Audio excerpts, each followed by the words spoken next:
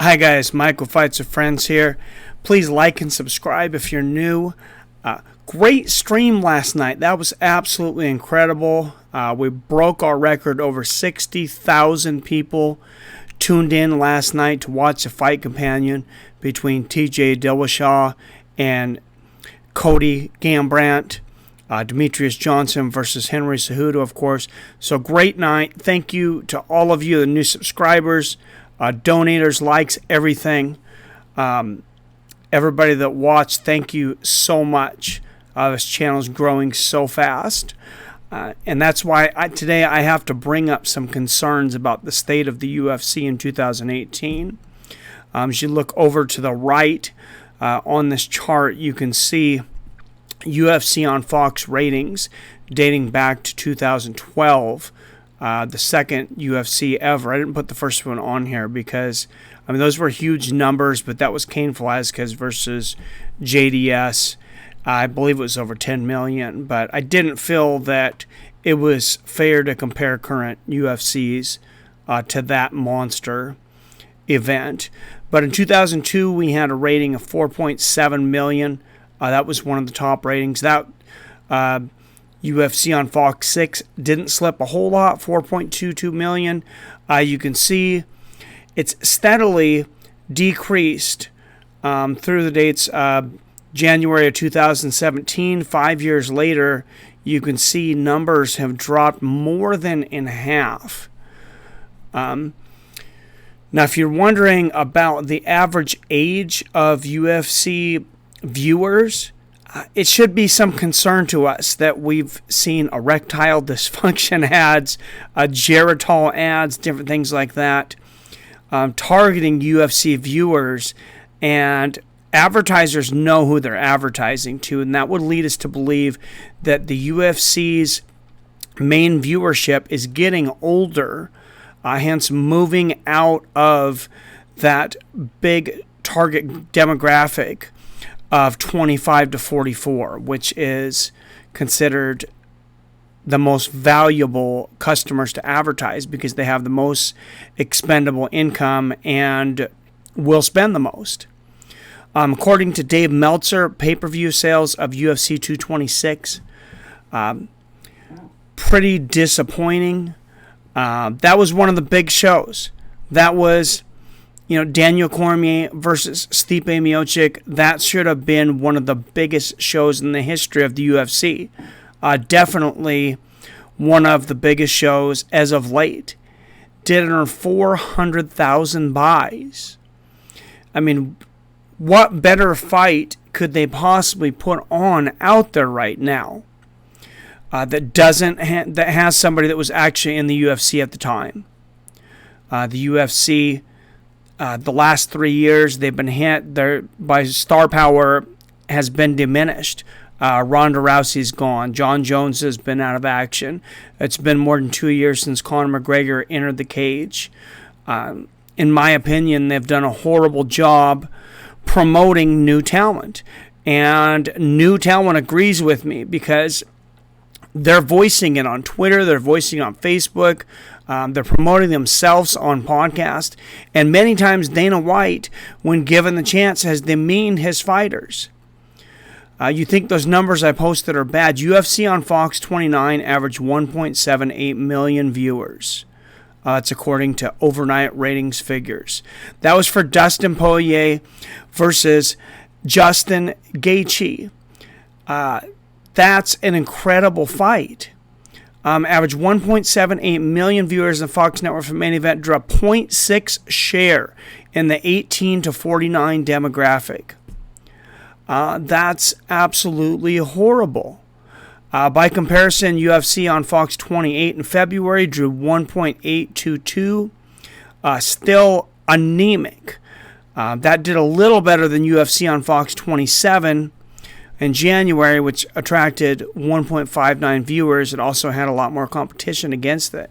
But as this Fox deal fizzles out, the numbers have just gotten absolutely anemic. Like I said, 1.78 million for probably one of the best cards that they've put on to date.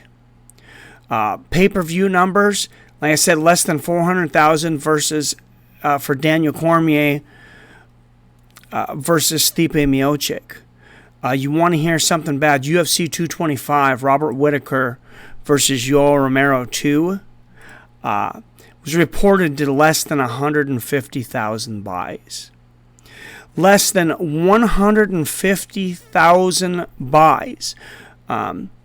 That's absolutely bombings by everyone's expectation, especially when you had a co-main event that people were looking forward to, Derek Lewis and Francis Ngannou. We know the fight was a bust, but we thought Francis Ngannou was a star. We thought Yoel Romero was a star. We thought Robert Whittaker was an emerging star. What happened? What happened? Is the UFC on the decline? Can Conor McGregor coming back give them a little bit of a spark? The UFC's had stars come and go over the years. I don't think they've ever had a slump that since they've had recently, since WME has bought them over. And this has a lot of people asking, why doesn't the UFC get rid of pay-per-views? And it's actually a good article from Bloody Elbow recently written by John Nash that asks exactly like that. U.S. finances. He says the UFC pay-per-view sales have been disappointing while at the same time they sign a big new TV deal with ESPN. So why don't they just get rid of the pay-per-view business? Okay, pay-per-view is about $65 for us as fans. After you pay the fighters, the cable companies take about half of that. So they have about $37.50 to run the entire production. They're lucky maybe if each pay-per-view buy translates to about $20 in profit.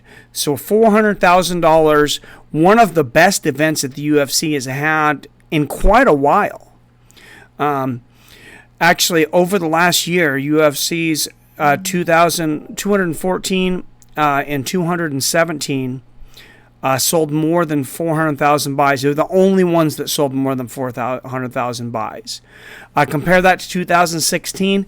6 events went over 400,000. In 2015, 7 events were over 400,000. Many of them were way over 400,000. But if you do the math, $20 times 400,000 buys is $8 million. The current deal with ESPN gives them about $10 million per event. Assuming their average pay-per-view revenue and sales is less than 200,000. I would estimate their revenue and profits from the average pay-per-view on the high end right now are about $4 million. So how can it still make sense to do 12 pay-per-views a year? It doesn't. And I'm going to come out and say it right now, the UFC will not have 10 to 12 pay-per-views next year, and I don't believe they ever will again. They may have a few pay-per-views. They may have like 2, but ESPN, they just put out a lot of money. Like I said, $1.5 billion over 5 years, $300 million a year. That breaks down to 20 events on ESPN Plus, their streaming service, which is going to be $5 a month. I don't see it staying at that because it doesn't seem like that's profitable. They also said that ESPN Plus will include UFC DVR coverage. How much coverage? I don't know. But they're also failing on Fight Pass. Recent numbers finally released for Fight Pass at $10 a month has the UFC's at under 500,000 subscribers monthly for UFC Fight Pass. That's so before expenses, they're making $5 million a month on Fight Pass. And ESPN's planning on charging less for ESPN Plus and giving more. They're going to expect a ton. They're going to expect the best fights, the best cards. And if anybody doesn't put up with this, if anybody makes a pay-per-view format go away or get much smaller, it's going to be ESPN.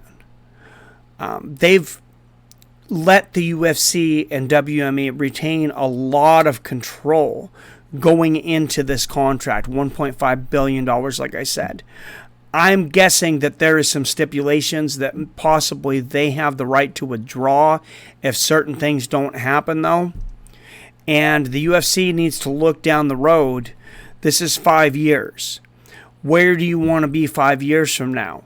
Do you want to be looking at another big contract with the ESPN? Because if you're declining like you have over the last couple of years on Fox, you're going to be hoping to sign with WB, and you'll be damn lucky to get it. We'll all be getting free fights on YouTube, which would be great for the fans, except for the fact the UFC wouldn't make any money at that point, and we might be out of the business. But it's obvious the pay-per-view format cannot continue at all. $55 to $65 a pay-per-view. So Bloody Elbow estimates after split with providers like Comcast and Time Warner, UFC is thought to make around $32 a pay-per-view. They're saying 400,000 selling pay-per-view event would therefore generate just under $13 million in revenue for the promotion.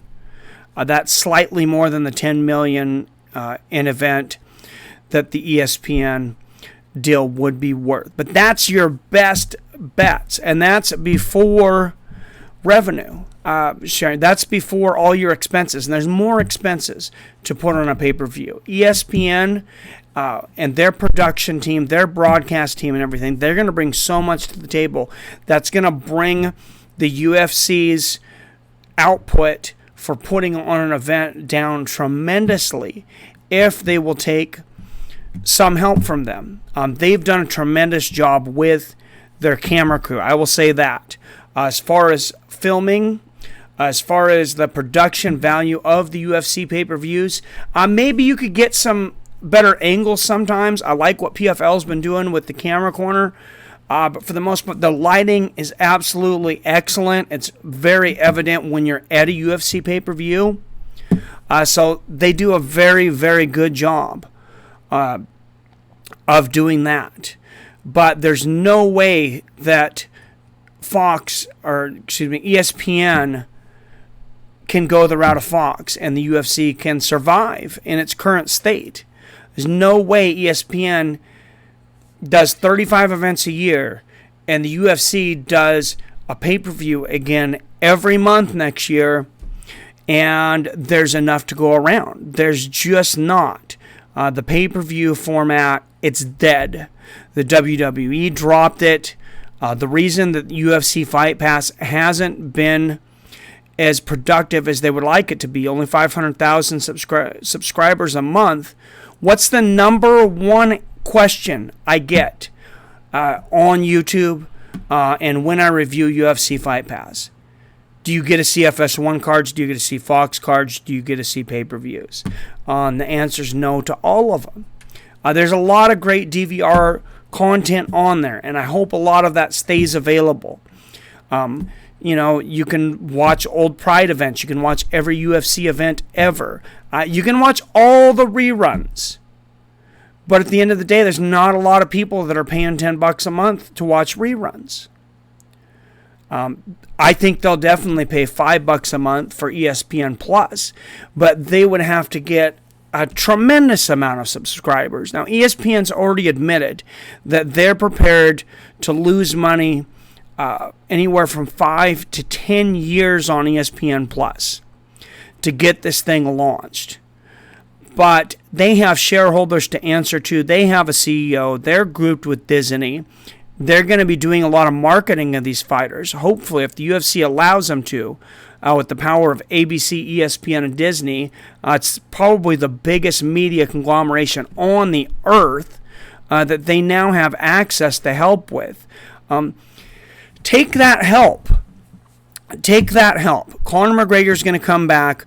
Come back with John Jones. Do it right if you're going to bring him back.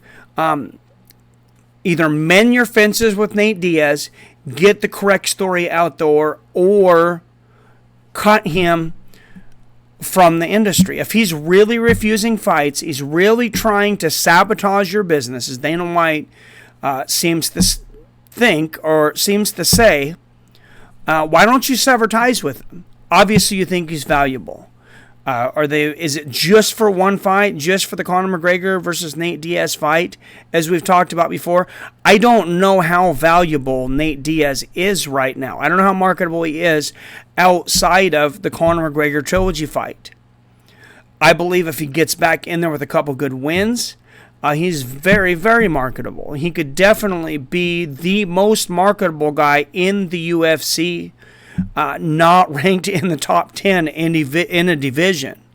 I mean, the amount of money that he demands for not being a top 10 guy, not being a contender, is unprecedented. It's unprecedented in recent UFC. I think it's unprecedented probably in the history of the UFC. Both the Diaz brothers. And there's obvious interest because the Diaz brothers' names constantly come up. Nick hasn't fought since 2015 when he fought Anderson Silva. That's been over 3 years ago. About 3 years ago. Anderson Silva looking at finally coming back now, but he's at the end of his career. I don't know if Nick comes back. We don't know what's going on with Nate. Conor and Khabib hopefully goes through. That could be the biggest pay-per-view in UFC history. That's going to tell us a lot about the state of the UFC. In my opinion, if they market that event the way that they should, and you should be seeing commercials for that every day, all day, especially if you're on YouTube, you're online, and you're being marketed to as a UFC fan. If that pay-per-view does not break the UFC record, if that does not do well over 2 million buys, the UFC is in trouble, and they should absolutely get rid of the pay-per-view business right then, or go to a max of 2 a year. WWE went to a subscription version where all the pay-per-views are included for $10 a month. They're getting millions of subscribers. Millions for fake fighting. But they can control the narrative. They have great production. They promote their people. A lot of things that the UFC doesn't do. Now, what is the interest in combat sports in general right now? Bellator doesn't seem to be gaining any ground either. PFL has been putting on some great fights. If you haven't been watching their tournament, this tournament is absolutely tremendous. It's a great idea. $10 million tournament, $1 million prize for the winner of each division. Now, take note, other promoters out there, take note of what the PFL is doing because people like it. It's going to be successful. They love tournaments. They love Grand Prix. Does Dana White need to be replaced? Constantly, we're seeing news come out that a fighter says something and Dana White has a conflicting story. We've seen it with Yair Rodriguez. We've seen it with Tyron Woodley. We've seen it several times with Nate Diaz. We've seen it with Mark Hunt. We've seen it with Kevin Lee. We've seen it with Khabib Nurmagomedov. We've seen it with Tony Ferguson. We've seen it with Stipe Miocic. Who haven't we seen? We've seen it with a lot of fighters. A glaring example, Al Iaquinta. A glaring example was the move in the time for the weigh-ins. Dana White came out and said that he spoke to the majority of fighters, and he said the majority of them wanted later weigh-ins. Ariel Helwani said he hadn't spoken to one fighter that wanted later weigh-ins, and he had spoken to many fighters. Actually, I could not find one fighter that was advocating for later weigh-ins. I believe there probably are a few, but that's a glaring example of how disconnected Dana White is with the reality of the UFC right now. How many times has he thrown fighters under the bus? Tyron Woodley, for example, calling him boring. He's been doing this for a while. He even did this with Anderson Silva against Damian Maia, threatened to strip him of his title Obviously, Damian Maia, that's a hard guy to look entertaining against. And there's some tough matchups out there. He was justifiably upset over Francis Ngannou and Derek Lewis. That was horrible for the UFC, though. That was absolutely horrible. If you're going to go off on anybody, do it in private. Always do it in private. But go off on those guys. Don't go off on your champions. Don't go off on your guys that are putting on good fights. Don't go off on Michael Johnson, who literally almost died in the elevator on the way to the weigh-in. Never missed a weight in his entire life for any fight. Collapses in the elevator. His organs are shutting down, and his boss is demeaning him in public, talking about he must have been partying the week before, bad-mouthing him because to back out of the event. It's not a way. It's an abusive relationship. It's like being with an abusive boss right now. That's what we're seeing in public. I don't know what we're seeing in private, but anybody who's been in leadership, and I know this might be different than all of ours 9 to 5 days, but anybody who's been in leadership, they will always be taught. You're always taught, praise in public, criticize in private, and don't light people up. Start with a positive, address the issues, end with a positive. Dana White, he's been called lately a bully by a lot of people, and it's getting harder and harder to defend him. What position do I think he should have in the UFC heading forward? I would put him in charge of development of new fighters. Obviously, he's not going to take a demotion, but he's doing a great job with Dana White Contender Series. Ratings for that have been great. That's added more memberships to UFC Fight Pass, supposedly, than anything else yet, and it's been absolutely incredible to watch. I've really enjoyed it, and it's really made me feel like I'm really getting my value for UFC Fight Pass outside of the DVR content. But that's one thing. And you cannot continue to have the meltdowns in private. You cannot continue to not address declining numbers. It's insane. It's insane.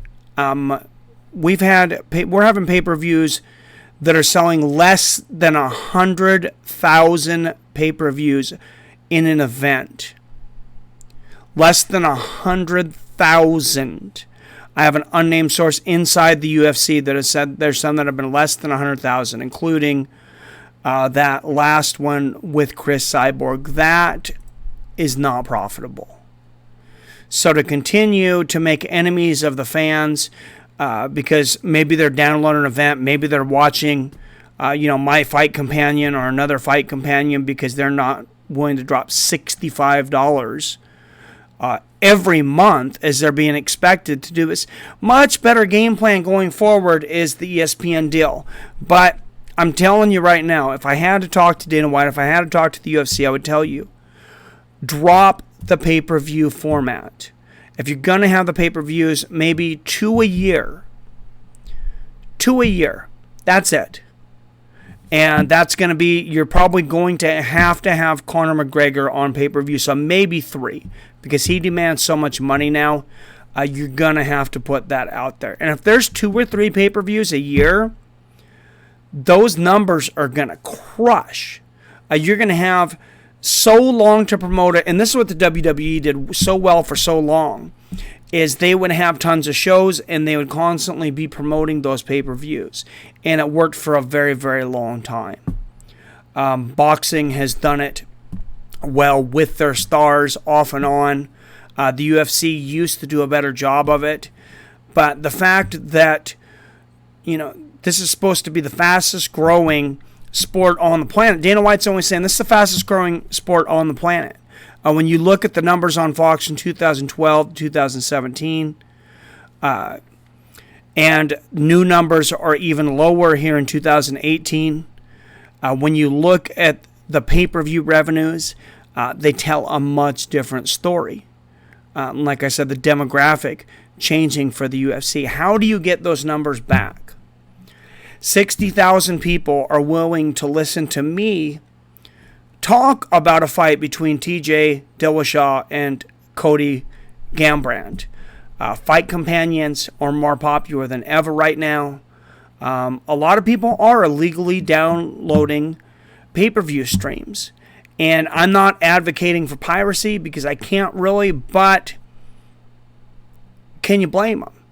Can you blame them? I know there's a lot of you out there that have had to revert to this or trying to find, somewhere where you can watch the fight for free. And a lot of you guys are the people that weren't doing this when pay-per-views were much cheaper and wouldn't be doing this if they were $20 and $25.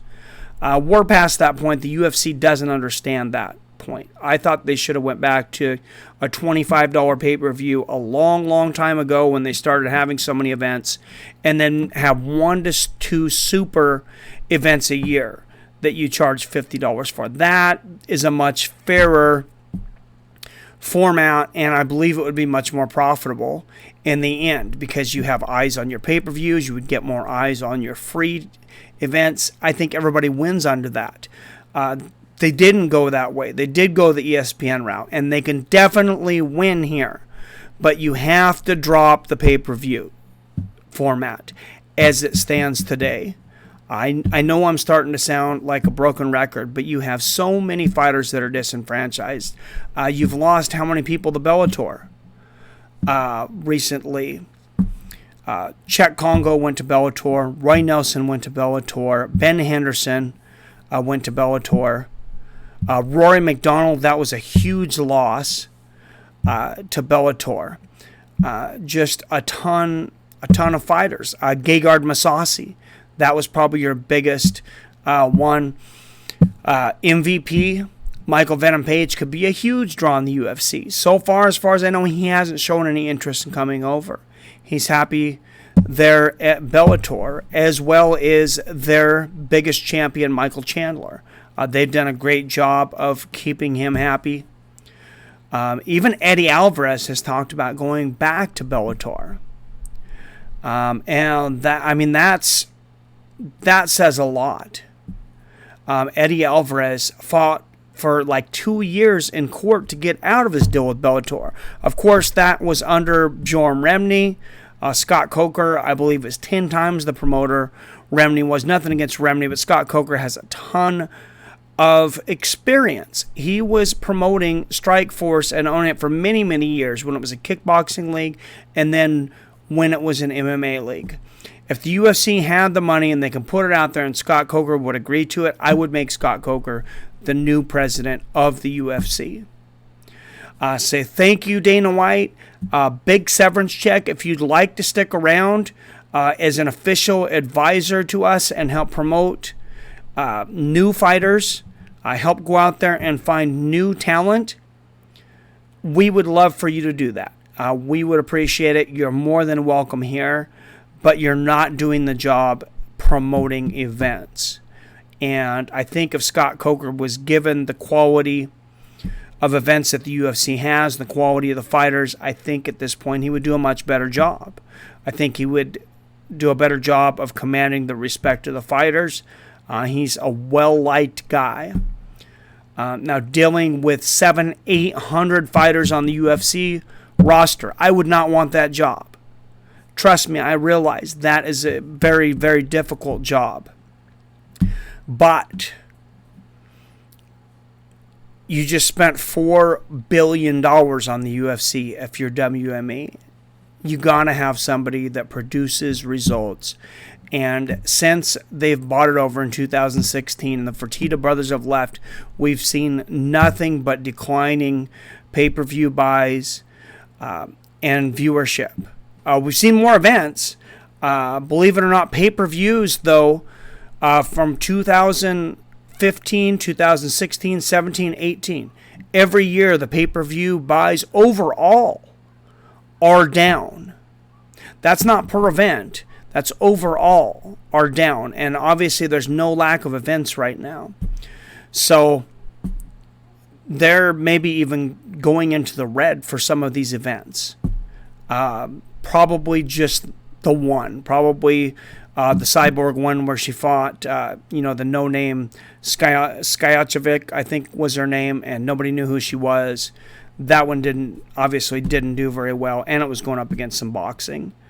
But if you're going to take on Bellator, if you're going to take on boxing and PFL in the future, like I said, they need to move away from the pay-per-view revenue. They need to market better to younger fans. Use the marketing capability of Disney, ESPN, and ABC. You can get that demographic back. You can get it younger again. You have to market the right fighters the right way, and I don't see the UFC doing that as it is right now. The state of the UFC in 2018, I'm going to have to rate it overall a D. Because I just feel if they were an A in 2014, they're a D in 2018. And that shows in the numbers. And I've laid them all out, and this is the case, like I said, for ending the pay-per-view revenue. That's only one part of the pie, but it's a very big part of the pie. How many of you, let me know down in the comments, how many of you are willing at this point to pay $65 for pay-per-views? I want to know if you ever buy pay-per-views anymore. And if you could put a number down there, how many pay-per-views do you buy a year compared to $65 a year? How many would you buy if it were $25 to $30 a year? Or an event? How many would you buy a year? And how many people are interested in ESPN Plus's streaming service? $5 a month, 35 fights next year. That's the direction to go. But let me know what you think down there in the comments. Maybe I'm completely off base. If I am, let me know. I know you guys will. So light up those comments. Everybody, please hit that like button. If you're not subscribed, please subscribe. Again, thank you to all the viewers and new subscribers from last night. We are the fastest growing MMA channel on YouTube. We've doubled our subscribers now in the span of 75 days after being in business since March of last year. I've not heard of another channel that was that mature. So where are we at? A year and 5 months. This channel's almost 18 months old. So 17 months. Channel's 17 months old. 15 months in, we doubled subscribers in a little over a 2-month span. I've never heard of that. That's incredible. You guys are incredible. It shows there is an interest for combat sports in 2018. Somebody just has to do it right. I'll be here for you for every pay-per-view, every big event, and I'm not going anywhere. I hope you guys don't go anywhere. As always, I love you, I respect you, and I'll see your fine asses later.